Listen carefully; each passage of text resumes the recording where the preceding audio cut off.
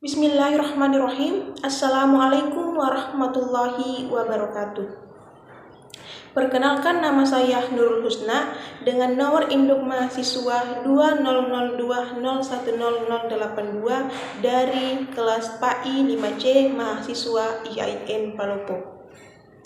Nah, baik, pada kesempatan kali ini saya akan membuat video mengenai penjelasan materi analisis non-test yang merupakan tugas ujian akhir semester dari pembelajaran pengembangan evaluasi PAI yang diampu oleh Bapak Dr. Bustanul Iman, RN, MA.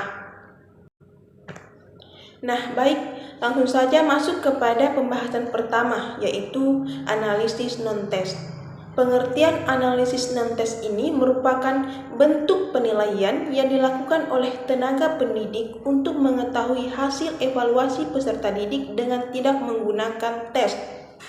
Nah, penilaian teknis non-tes dilakukan dengan cara pengamatan secara sistematis, melakukan wawancara, penyebaran angket dari segi ranah sikap dan ranah keterampilan.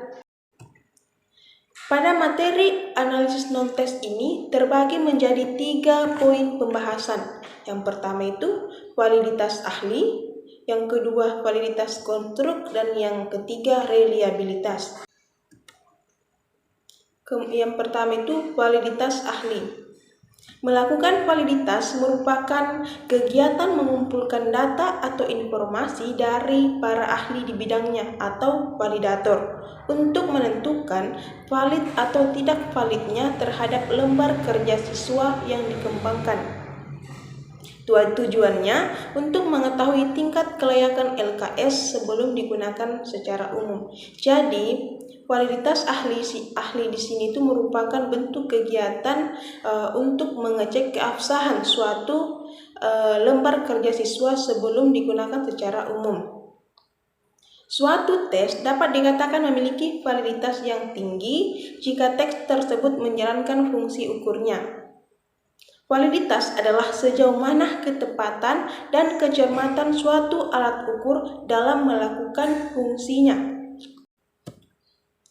Nah, kemudian poin yang kedua itu validitas konstruk. Validitas konstruk adalah validitas yang menunjukkan sejauh mana hasil tes mampu mengungkap suatu trat atau suatu konstruk teoretik yang hendak diukurnya.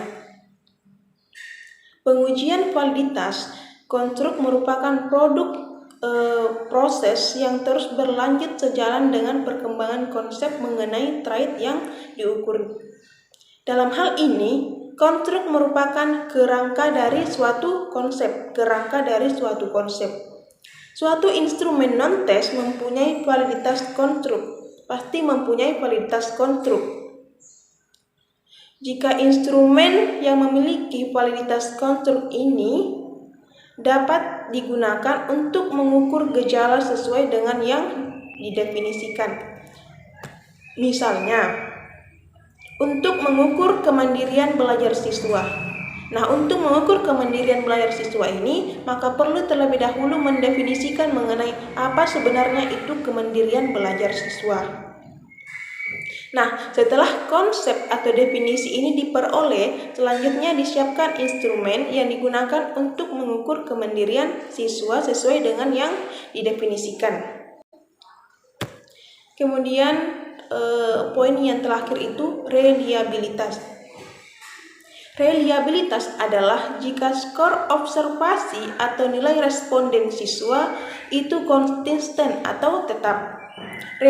Reliabilitas merupakan karakteristik skor, bukan tentang tes ataupun bentuk tes. Hasil pengukuran harus reliable dalam artian harus memiliki tingkat konsistensi dan kemantapan. Hasil penilaian siswa sama jika siswa menyelesaikan tugas yang sama pada waktu yang berbeda. Kemudian yang kedua, 2 atau lebih guru menandai kinerja siswa pada tugas yang sama. Kemudian yang ketiga itu, siswa menyelesaikan tugas yang berbeda pada waktu yang sama atau pada waktu yang berbeda. Sudah diterangkan dalam persyaratan tes bahwa reliabilitas berhubungan dengan masalah kepercayaan yang tinggi jika tes tersebut dapat memberikan hasil yang tetap. Maka pengertian reliabilitas tes berhubungan dengan masalah ketetapan hasil tes itu sendiri. Seperti yang sudah saya katakan tadi bahwa reliabilitas ini merupakan penilaian yang konsisten, memberikan nilai yang sama, tidak berubah-ubah.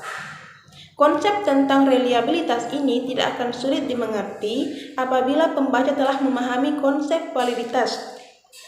Instrumen yang baik adalah instrumen yang dapat dengan sama memberikan data yang sesuai dengan kenyataan. Nah, mungkin itu saja yang dapat saya paparkan mengenai materi analisis non-tes. Sekian dari saya, kurang dan lebihnya mohon dimaafkan. Saya akhiri dengan ucapan wassalamualaikum warahmatullahi wabarakatuh.